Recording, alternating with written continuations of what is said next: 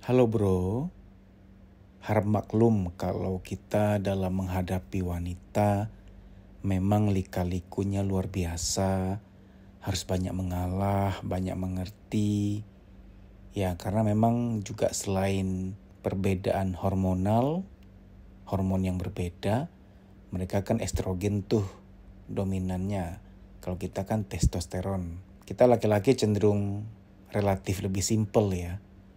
Kalau mereka kan ya terlihat nyata soal pakaian, soal tas, soal sepatu, soal dandan aja beda. Sebagian wanita, saya bilang sebagian ya, bukan semuanya. Sebagian wanita kalau dandan kan bisa sekian lama gitu loh. Sementara kita laki-laki kan dandanan kita cuma pakai jemari nyisir rambut, pakai jemari tok untuk ngerapin rambut. Sesimpel itu. Kalau perempuan kan tahu sendiri, sisirnya tuh ada beberapa jenis tuh. Ada beberapa jenis sisir. Tas juga gitu. Tas untuk arisan, tas untuk reunian, tas untuk ke mall, tas untuk ke kantor. Itu beda-beda tuh semuanya. Kalau kita mah tasnya itu-itu aja. Mau ke kantor, mau ke rumah teman, mau pindah ke galaksi lain untuk hidup tenang, menghindari mereka, juga pakai tasnya itu-itu aja. Apalagi pakaian. Itu lemarinya pasti banyak pakaian, tapi selalu mengaku gak punya baju. Unik, ajaib memang. Apalagi soal foto. Mereka itu kalau di foto gayanya macam-macam. Angkat kaki ke belakang satu, mulut dimonyongin. Pokoknya gaya-gaya yang kita gak akan mungkin bisa tiru deh, geli, jijik. Malah kadang ya ketika saya pergi ke tempat umum, ada ibu-ibu, ada mbak-mbak gitu ya, lagi kumpul sama temennya. Mas, boleh minta tolong fotoin gak? Oke. Kita udah fotoin beberapa kali nih. Ya mas, belum terasa. Foto lagi dong. Jebret. Mas, fotoin sampai langsing ya. Dalam hati gue, foto sampai langsing. Sampai kapan? Kapan-kapan dong. Bro kakak. Kalau kita mah laki-laki, foto paling banyak 2 kali udah gitu loh. Itu udah berasa gimana gitu. 1 kali udah cukup. Gaya foto kita ya gitu-gitu aja tuh modelnya. Ya gak apa-apa, itu kan dunia wanita. Memang kita gak akan sanggup ikuti. Kita hanya bisa melihat dan mengerti. Apalagi soal pemikiran. Ingat, mereka itu cenderung perasa. Terkadang kepada mereka kita gak bisa berkata, kamu tahu gak logikanya tuh begini loh, harusnya tuh begini.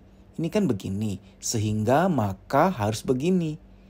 Terkadang ketika mereka lagi galau, lagi bad mood, ilmu yang jika maka tuh gak mempan. Ilmu logika bahwa jika begini maka begitu gak bisa disampaikan di kala itu. Nah ini gak mutlak ya, gak semua begitu. Sebagian besar.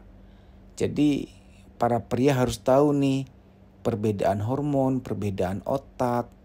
Otak pria dan wanita tuh berbeda loh. Silakan Anda Google perbedaan otak pria dan wanita. Cari artikel dalam bahasa Inggris biar lebih valid, lebih meyakinkan. Sehingga tidak mungkinlah menyamakan frekuensi dengan wanita. Kita hanya bisa memahami, mengalah, dan saling melengkapi.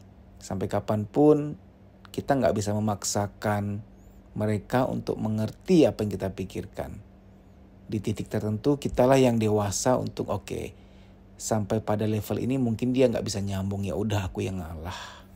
Yang penting carilah kekasih yang gak toksik.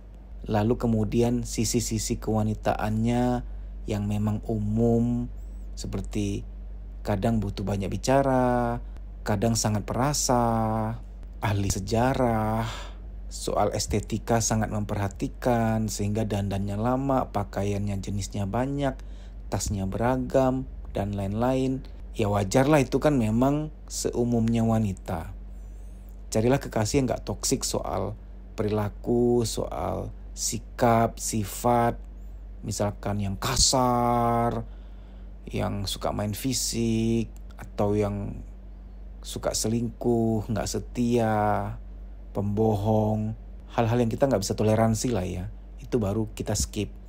Tapi untuk hal-hal kewanitaan yang umum, universal, ya memang sudah givennya begitu. Hanya bisa kita terima, kita ikhlaskan, kita hadapi. Terima kasih, sampai jumpa.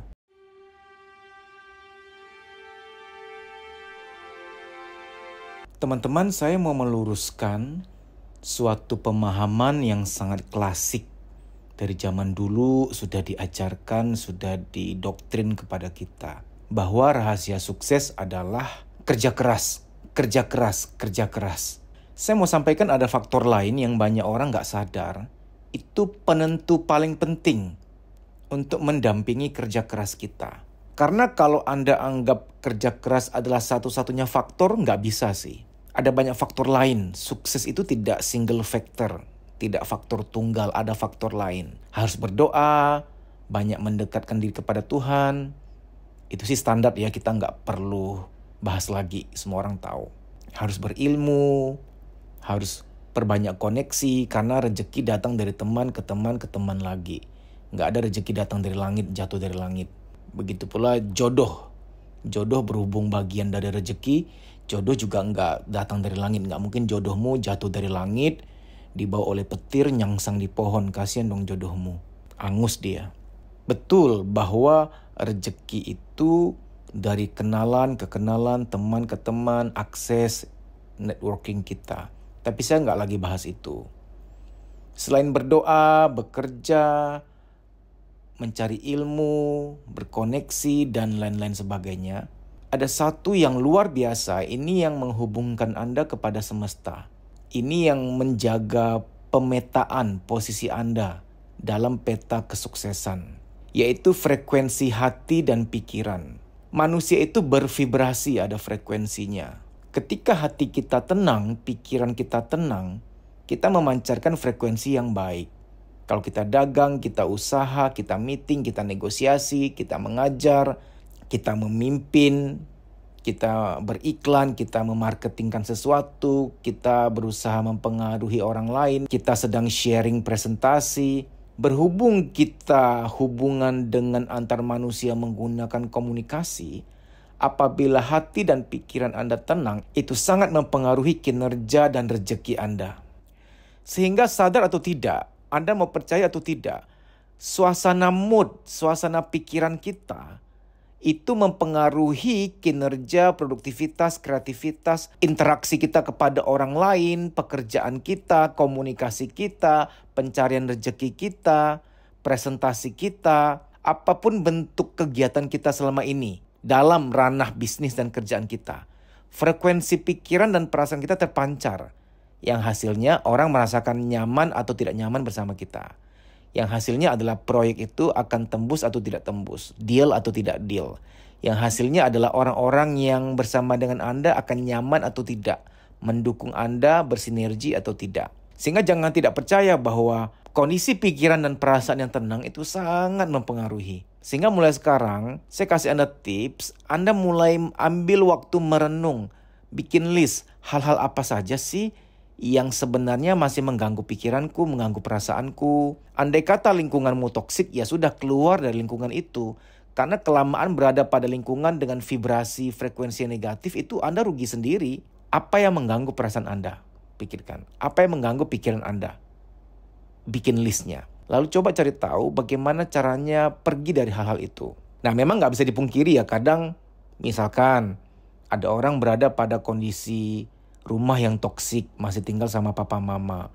Nah, papa mamanya ini memang suka memaksakan kehendak, suka mengkerdilkan mental, suka melabel, suka marah-marah. Itu kan frekuensi negatif memang. Atau orang yang sudah menikah, pasangannya ternyata tidak mensupport, tidak hangat, ada banyak gejolak rumah tangga. Dan misalkan Anda di sebuah kantor, atasan atau rekan kerja atau siapapun di situ yang ternyata punya vibrasi yang negatif. Saya ngerti kita nggak bisa keluar, kita nggak bisa pergi dari situ sih. Saya ngerti dan memaklumi, kita nggak mungkin bisa pergi dari situ, kan kita bersama dengan keluarga. Nggak mungkin dong Anda pergi dari orang tua, kabur dong ceritanya. Nggak mungkin dong Anda setiap kali di sebuah kerjaan, di sebuah kantor ada orang toksik terus Anda keluar. Akhirnya kan kerja lompat-lompat terus, kayak kutu loncat. Karena tidak akan pernah betah gitu loh.